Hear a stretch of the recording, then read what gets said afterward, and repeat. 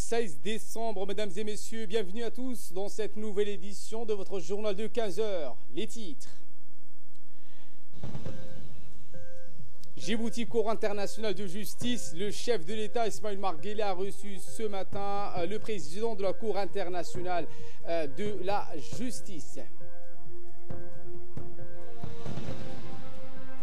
Également dans l'actualité de ce 15 heures, au Pologne, un accord à minima à la COP 21 de Katowice. Voilà pour le sommaire. Bienvenue sur Télé Djibouti. Le président de la République, Ismaël Omar Guelleh, a reçu ce matin de la Cour internationale, le président de la Cour internationale de la justice de La Haye, M.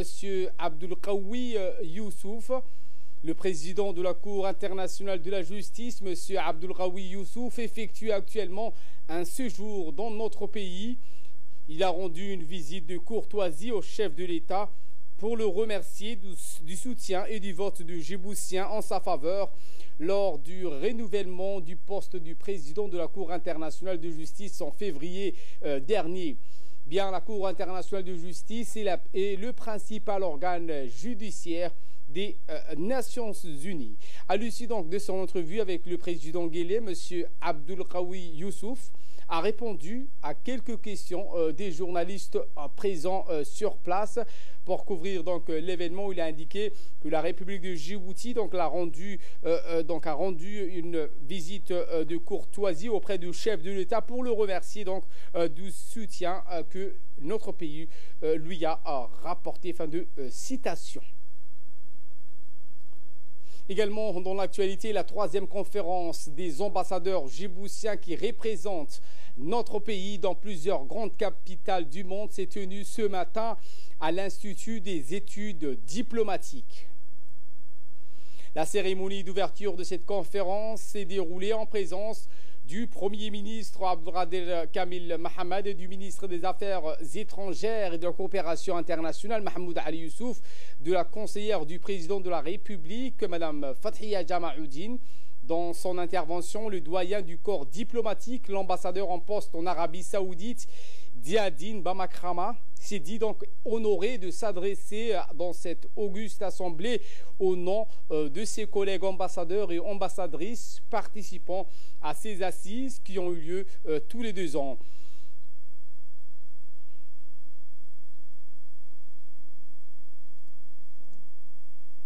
À notre rencontre, un objectif stratégique qui renforce notre méthode de travail entre nos ambassadrices et ambassadeurs, mais aussi qui régule les rapports importants alliés avec les différents départements du gouvernement pour une meilleure communication et une coordination claire et optimum entre les différentes chancelleries et les institutions djiboutiennes. Cette orientation, ô combien importante et ciblée du chef de l'État, a donné des résultats probants et nous a permis d'avancer d'une façon efficace et rentable pour l'intérêt suprême de l'État, le développement politique, social et économique du pays et ses répercussions sur l'amélioration du quotidien de notre population. Le chef de la diplomatie djiboutienne a pour sa part indiqué que cette 3e conférence des ambassadeurs durera 5 jours et qu'elle a pour principal point de débat les enjeux et les défis auxquels font face les jeunes nations. Écoutez le ministre des Affaires étrangères, Mahmoud Ali Youssouf. Cette rencontre biennale représente pour la diplomatie djiboutienne le rendez-vous d'échange, de partage et d'évaluation de notre action diplomatique. Il s'agit aussi de réfléchir ensemble aux mutations en cours dans notre région et à travers le monde, afin d'adapter notre stratégie d'interaction avec ces changements. De même, nous saisissons l'occasion de ces quelques jours de conférence pour rappeler les fondamentaux de notre action diplomatique, tout en se projetant dans l'avenir avec une vision affinée et un engagement renouvelé. Monsieur le Premier ministre, Mesdames et Messieurs les ambassadeurs, cette conférence s'articule autour des grands enjeux du développement durable de notre pays. Ces enjeux et ces défis représentent le socle de nos politiques qui se déclinent en stratégie et en plans d'action sectoriels, biennaux, triennaux ou quinquennaux. Monsieur le Premier ministre, les ambassadeurs auront l'opportunité d'écouter et d'interagir avec des membres du gouvernement, des chefs d'établissement et d'institutions, aussi bien du public que du secteur privé. Intervenant à son tour pour l'ouverture de cette conférence, le Premier ministre Abdelkader Kamel Mohamed a rappelé les objectifs de la rencontre biannuelle et les défis à relever.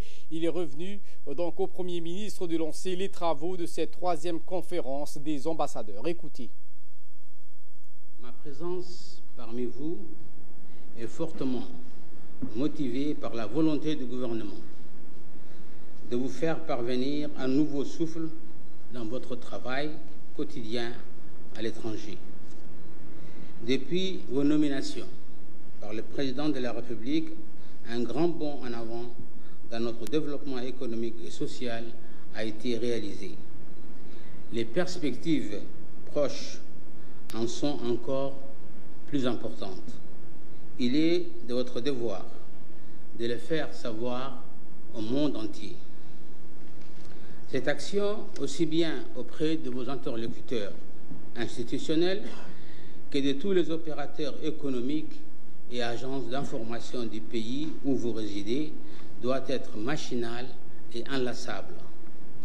Le mot Djibouti doit être associé par les étrangers à stabilité, paix, forte croissance, garantie, profit pour les investisseurs et ouverture sur l'Afrique de l'Est. Il est également important de montrer toutes les actions et les engagements entrepris pour la bonne gouvernance et la démocratie. Et pour conclure en quelques mots, il importe aussi de témoigner que la politique gouvernementale accorde une place importante à la solidarité nationale envers les plus pauvres, les plus démunis, ce qui assure la paix sociale nécessaire à un développement durable. Tous les exemples de tout cela se retrouvent dans la politique gouvernementale du président de la République. Il vous appartient d'en assurer le relais auprès des autorités, opérateurs et organes de presse à l'étranger. Économie avec cet atelier organisé conjointement par le ministère de l'économie et des finances ainsi que la Banque mondiale.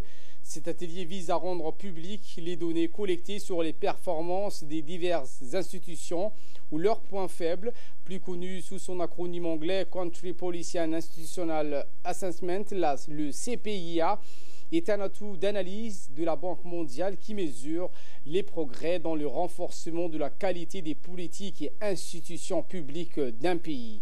Pour évaluer ces performances, les différents pays sont notés sur une échelle de 1, note la plus faible à 6, note la plus élevée qui est également le nombre de 6 pour 16 indicateurs de développement regroupés dans 4 catégories que sont la gestion économique, les politiques structurelles, les politiques d'insertion sociale et d'équité, la gestion et institution du secteur public.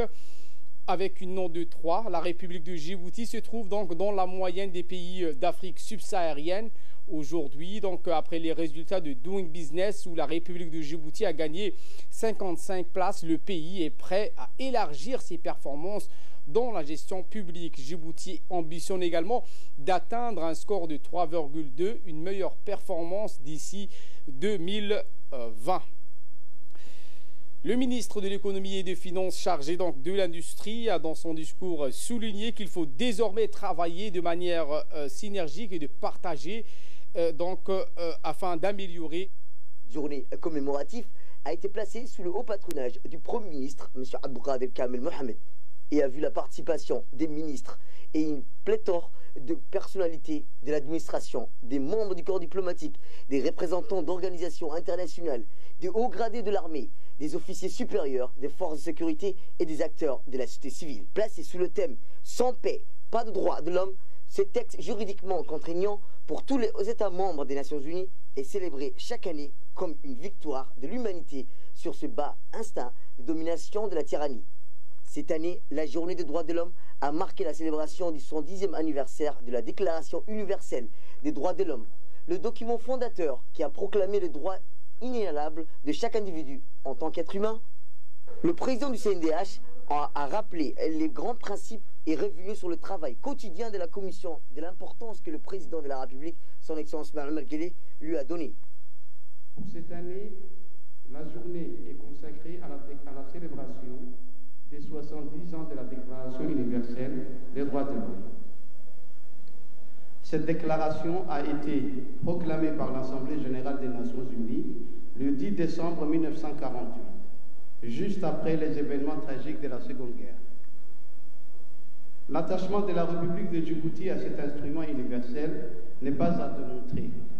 En effet, comme l'a précisé le documentaire que vous avez visionné, la Déclaration universelle des droits de l'homme est partie intégrante de notre Constitution. Garde-sous, M. Moumin Ahmed Cheikh a souligné que la tradition d'hospitalité et d'accueil des autorités du peuple de Djibouti envers le peuple dans l'ADN national, et rien ne pouvait détourner la République de Djibouti du respect des droits humains.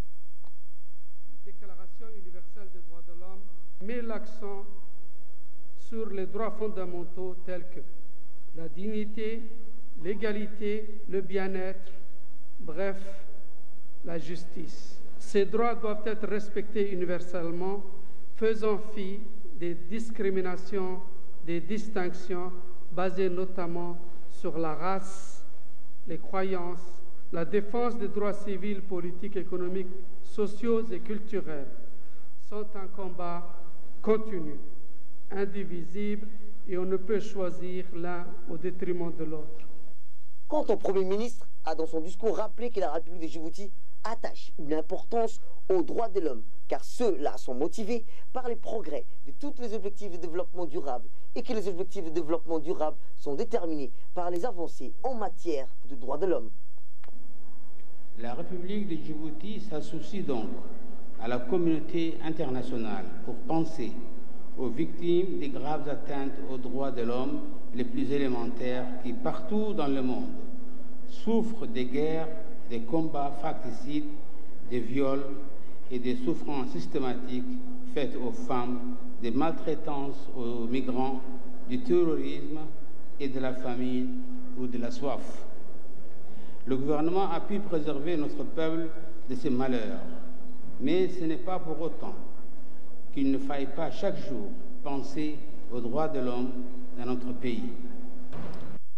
Et en fin de cérémonie, les officiels ont distribué des cadeaux de la jeunesse, car cette journée était l'occasion de leur montrer l'importance des droits envers les uns aux autres.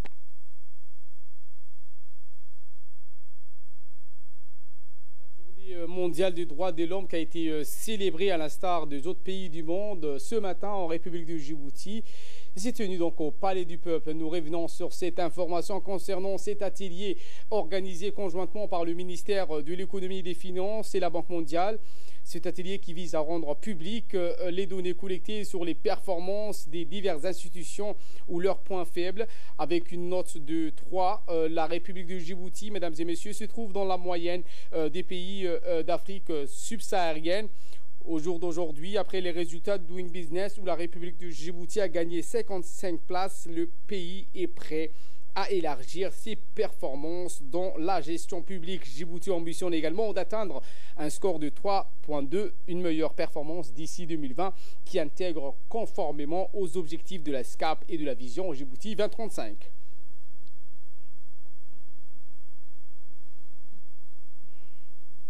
L'utilisent pour leurs décisions d'investissement dans les pays. La Banque mondiale l'utilise, d'autres banques l'utilisent, des agences de financement aussi l'utilisent ou utilisent une partie de ces informations. Donc c'est très très important. C'était donc à Toussek, représentant de la Banque mondiale à Djibouti. Le ministre de l'économie et des finances chargé de l'industrie, M. Elias Moussa Dawale, a dans son discours souligné qu'il faut désormais travailler en synergie et de partager les données afin d'améliorer nos indices et aller de l'avant. Et nous l'écoutons. Parmi ces différents indicateurs, il y a un qui est assez particulier. C'est celui de la Banque mondiale. Quand on le met avec, avec la cinquième dimension, qui est également appréciée par la BAD, la Banque africaine de développement, ça permet de qualifier un pays de fragile ou de résilient d'un point de vue institutionnel. Pour nous, au niveau du gouvernement, au niveau des institutions dont vous avez également la chance de jouer un rôle de leadership. C'est essentiel de réfléchir et de travailler sur une nouvelle narration de notre pays. Il nous faut vraiment créer ce branding de Djibouti. Mais ce n'est pas seulement une question de narration, c'est une question de fond. L'administration, elle est ce qu'elle est. On sait qu'elle a quand même des lacunes. On sait qu'il y a des lacunes. On sait qu'il y a un décalage entre le développement recherché et la pratique ou les pratiques de notre administration. L'État a mis en place aujourd'hui une instance devant réconcilier le contribuable aux organismes de l'État sur les questions douanières, fiscales ou domaniales pour les paiements des diverses taxes réclamées par l'État. Cette instance est dénommée la Commission nationale de la conciliation fiscale. Elle n'aura qu'un rôle consultatif. Les explications avec Samatar Saïd. Mise en place de cette commission, cérémonie qui a eu lieu ce matin à la médiature et en présence du président de la Chambre de commerce de Djibouti, le ministre du Budget, Bode Ahmed Roble, et le médiateur de la République de Djibouti, Dr Kassim Issa Osman. La mise en place ressort des recommandations formulées lors des assises sur la fiscalité tenues en 2015. Cette commission de conciliation fiscale est une instance consultative, paritaire et indépendante. L'objectif de cette commission est de résoudre à l'amiable des différentes persistants opposant les administrations fiscales et douanières. La commission de conciliation fiscale est chargée de recevoir et d'instruire les demandes ou réclamations émanant des particuliers et des entreprises publiques ou privées portant sur le domaine des interventions des administrations fiscales, douanières et foncières. C'est pourquoi le président de la Chambre de commerce de Djibouti s'est dit satisfait de voir la mise en place d'une telle commission pour l'arbitrage du secteur privé et l'administration fiscale en général. Je voudrais tout d'abord remercier le chef de l'État, président de la République, d'avoir bien voulu associer encore une fois le secteur privé pour qu'il puisse être membre paritaire de cette commission. De son côté, le ministre du Budget a précisé le rôle et les attributions de la commission de conciliation fiscale. Votre compétence, votre investissement dans le domaine fiscal sont les meilleurs garants pour assurer la réussite des travaux qui vous sont confiés et dont l'objet principal est le règlement des litiges persistants entre les administrations fiscales et domaniales et les usagers. La mise en place de cette commission est une des principales recommandations des Assises nationales de la fiscalité organisées en juin 2015. Le décret précité et l'arrêté qui a suivi ont défini le champ de compétences de cette commission ainsi que la composition et l'organisation.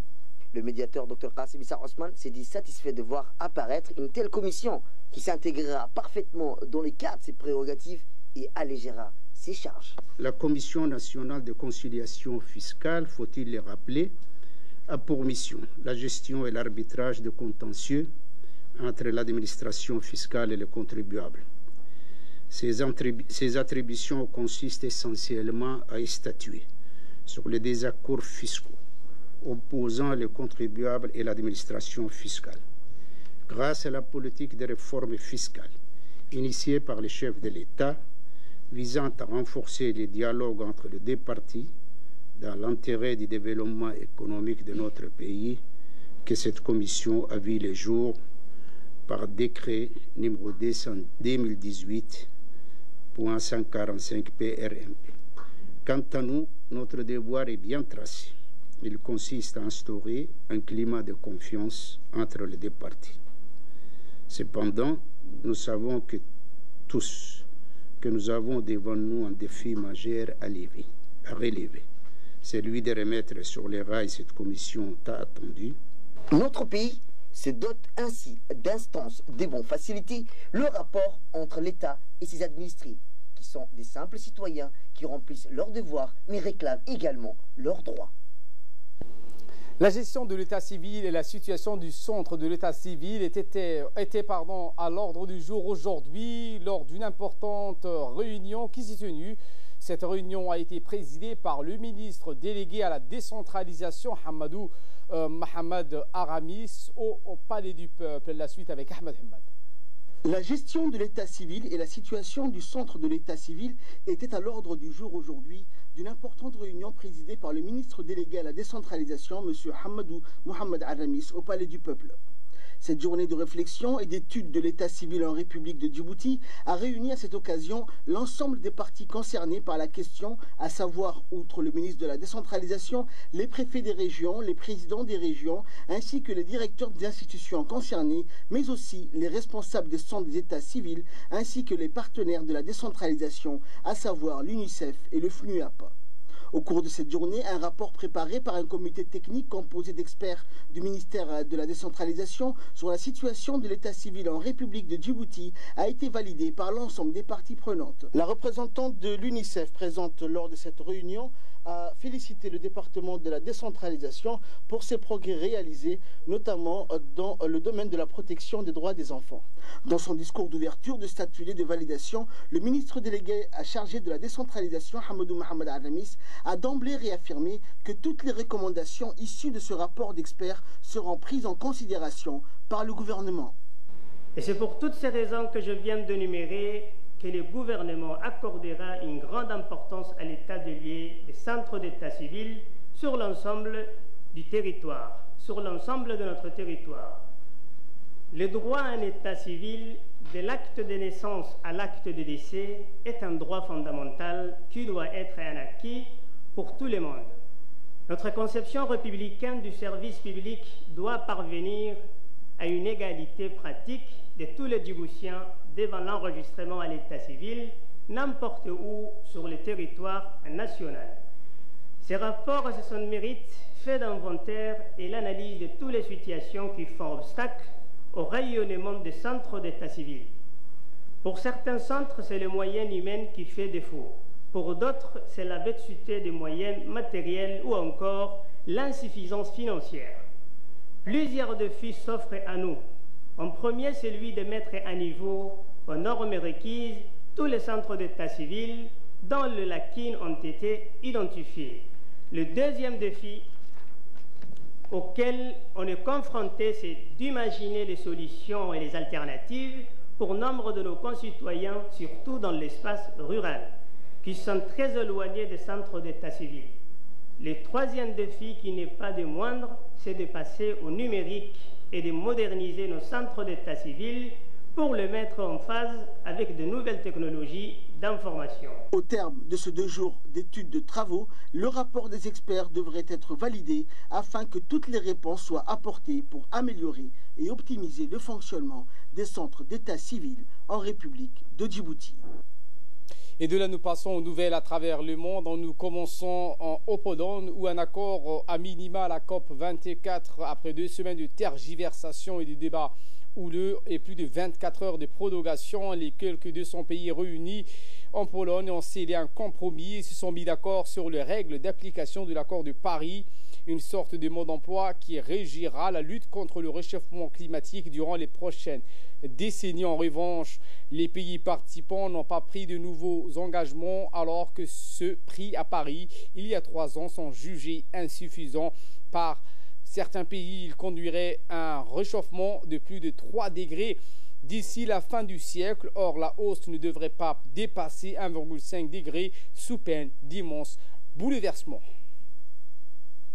Aux États-Unis, l'Obamacare à nouveau en difficulté. Les démocrates ont promis aujourd'hui de contester en justice et au Congrès des États-Unis la décision prise la veille par un juge du district de Texas. Selon ce dernier, le système de couverture médicale universelle dit Obamacare serait inconstitutionnel. Évidemment, si le président Donald Trump a aussitôt applaudi, les démocrates se sont, eux, immédiatement insurgés. En effet, hier, un juge fédéral américain a déclaré inconstitutionnel le système de couverture médicale universelle des États-Unis, dit Obamacare, créé après l'adoption d'une loi emblématique de la présidence de Barack Obama, promulguée en 2010. Voilà pour l'essentiel de ce 15h. Merci à vous de nous avoir suivis et très bon suivi des programmes sur Télé Djibouti.